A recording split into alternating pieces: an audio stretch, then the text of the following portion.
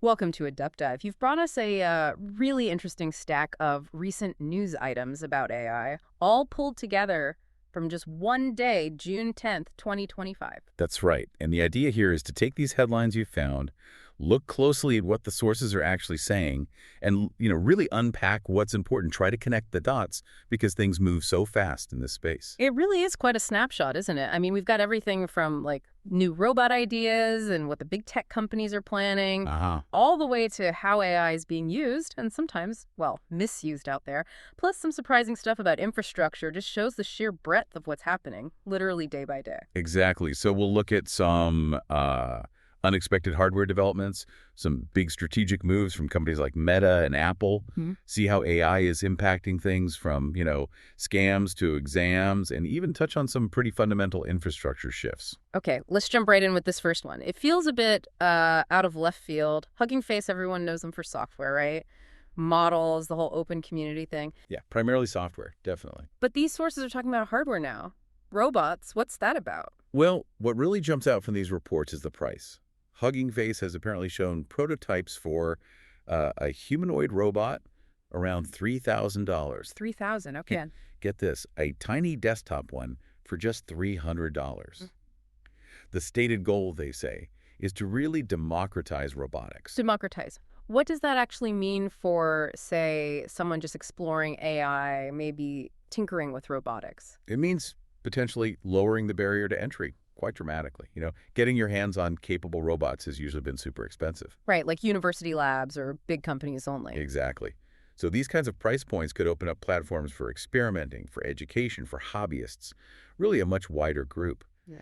The insight here, I think, is that as AI gets smarter, making the actual physical hardware affordable too, that could seriously speed up innovation in personal robotics, maybe in ways we haven't even thought of yet. That does feel like it could be a big deal. Okay, shifting gears though, from exciting potential to something, well, much more concerning. These sources also talk about the darker side, AI-driven scams. Yes, and this is clearly a big challenge, and it seems to be getting worse. The reports say criminals are getting pretty clever, using generative AI to create really convincing fake student identities. Fake students. Fake students, and then using these identities to enroll in online classes, online institutions, basically to steal financial aid money. Wow, that's incredibly worrying. So AI isn't just a tool for creation, it's also becoming a powerful tool for fraud. Precisely. And what this really highlights is the urgent need for schools and financial systems to beef up their identity checks. Right. And it also means we need better tools specifically designed to spot AI-generated fakes or behavior that signals fraud. It's like a constant cat-and-mouse game, really, a new kind of digital security arms race. And speaking of trying to control AI misuse, these sources mention something pretty drastic happening in China related to exams. That's right. During the Gaokao, China's huge national college entrance exams, incredibly high stakes. Yeah. Major tech companies, think Baidu, Alibaba, ByteDance, Tencent, even Moonshot, they reportedly acted together. They temporarily shut down specific AI features. Shut them down. Which ones? Particularly things like image analysis or, complex question answering. Basically, anything a student might try to use to cheat. If users tried to feed exam stuff into these tools, they apparently just got messages saying the service was suspended. Wow. Like a nationwide pause button on certain AI functions just for that event? It's pretty remarkable, yeah. Shows a level of control and coordination between the tech companies and the government, all driven by concerns about academic integrity. It really underlines this global challenge. How do you balance the amazing things AI can do with the need to stop it being misused, especially in critical areas like education? Okay, let's zoom out a bit now and look at the big players, the ones really driving this AI race. These sources have some pretty significant news about Meta. Zuckerberg is apparently putting together a dedicated superintelligence group. Yeah, that's a very strong signal about where Meta is heading strategically. They're explicitly saying they're prioritizing the chase for artificial general intelligence, AGI. AGI, that's the idea of AI matching or even surpassing human intelligence, right? Still sounds a bit sci-fi. It does, but that's the goal they're stating, creating AI that can understand, learn, apply knowledge across, well, pretty much anything a human can do. And the reports say Zuckerberg himself is personally recruiting, looking for about 50 top people for this group. So what does this focus push for Meta really mean in the grand scheme of things right now?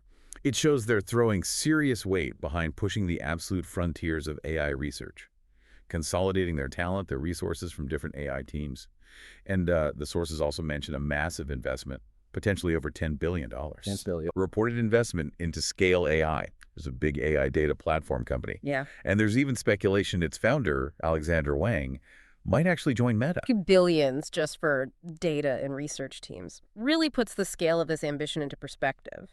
And speaking of big numbers and just how intense this competition is getting, the sources also touch on OpenAI's finances. Yes, they're reportedly hitting $10 billion in annual recurring revenue, which is like nearly double what it was the previous year. Wow. And the projections cited in these reports are just astronomical, potentially figures like $125 billion by 2029.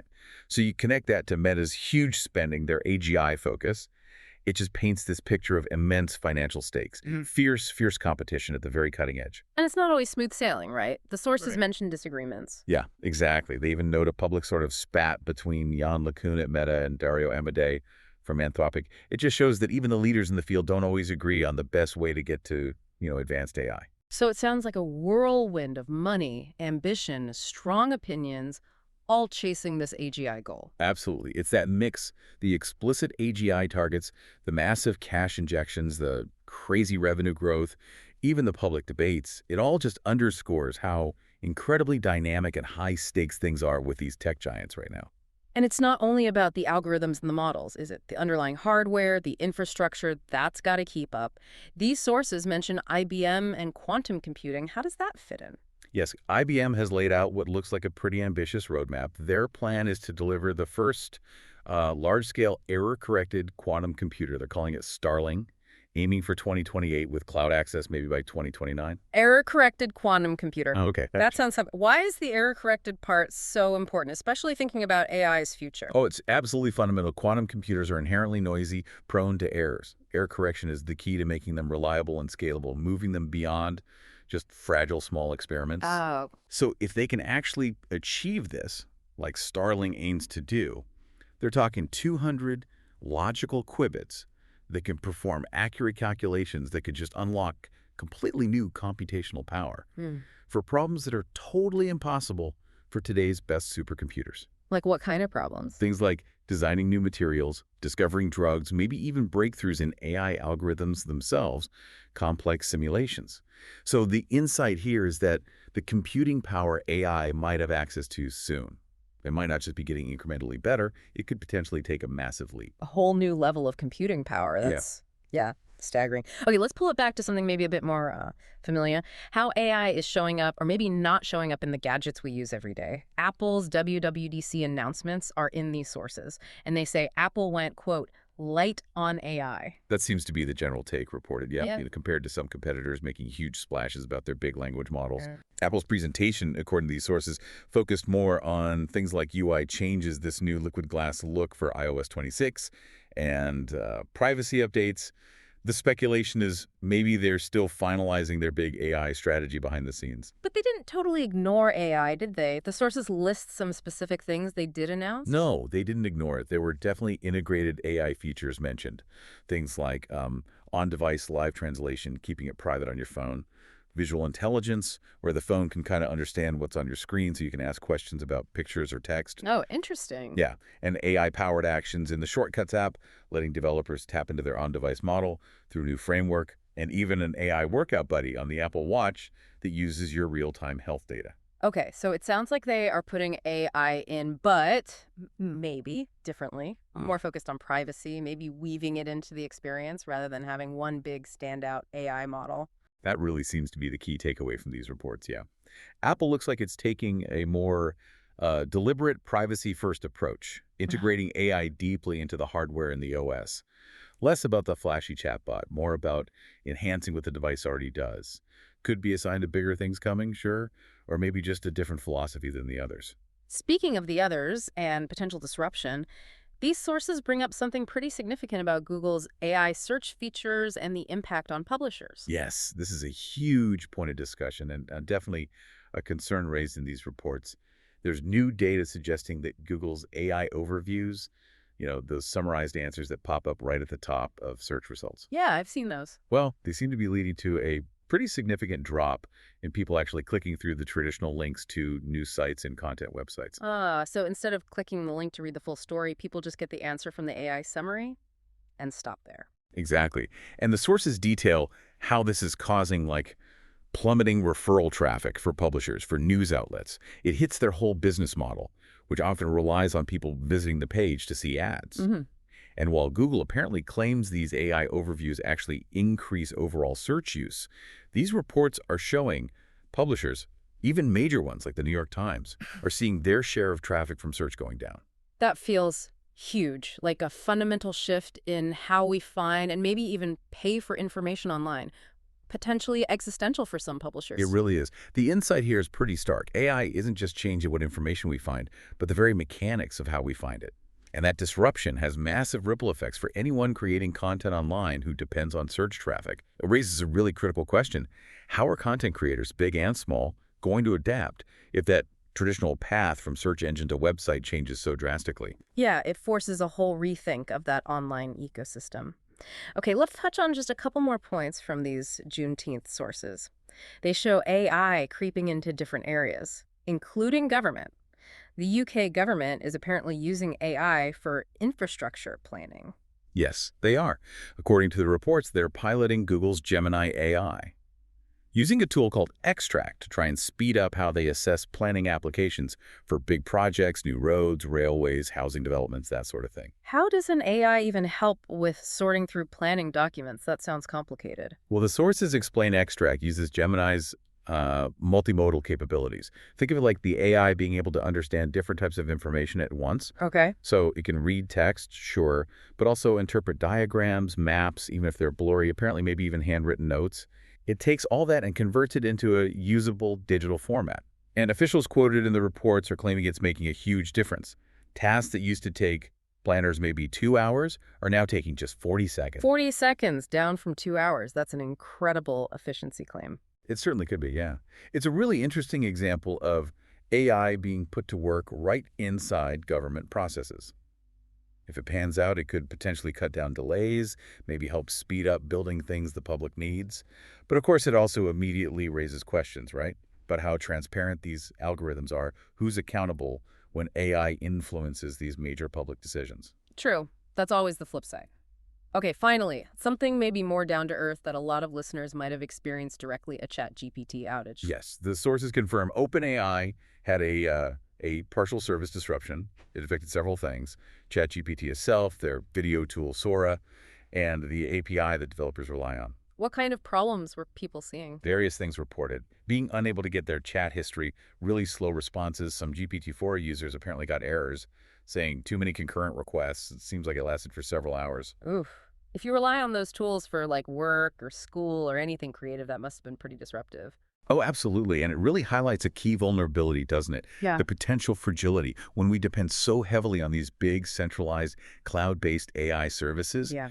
The takeaway here is pretty clear. As these tools become more essential to how people work, incidents like this really hammer home the need for users and businesses to think about backups, contingency plans, maybe exploring other tools, or even more local options down the line. Yeah. It raises a practical question. Just how reliable do these core AI services need to become before we can truly integrate them into absolutely critical systems without worry?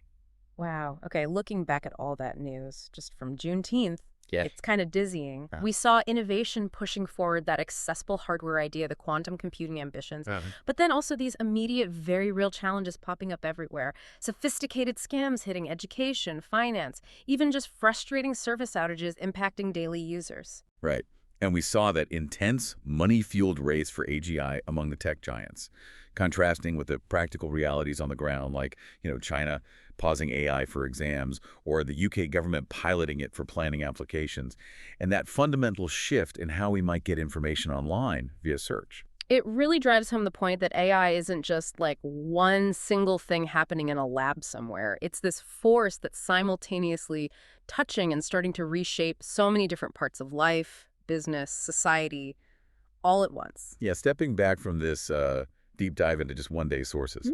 It is truly remarkable how fast the whole landscape is changing, and across so many different fronts. It's definitely a reminder that to really get a handle on AI today, you have to look at this whole complex picture, don't you? The tech breakthroughs, yeah, but also the huge investments, the regulatory questions, the real world impacts day to day, Yeah, all of it together. absolutely. You really do. So maybe let's leave you, our listener, with one final thought to chew on, stemming from everything we've dug into from these Juneteenth sources. As AI gets woven more and more deeply into our daily routines, into our jobs, even into the critical systems that run our society, how much control should we as individuals, as a society, realistically expect or even demand over these incredibly powerful tools and the information they process and influence? That's a really fundamental question for all of us going forward. Well, that wraps up this deep dive into the sources you shared from June 10th, 2025. We hope you found some useful insights and maybe a few aha moments in there today.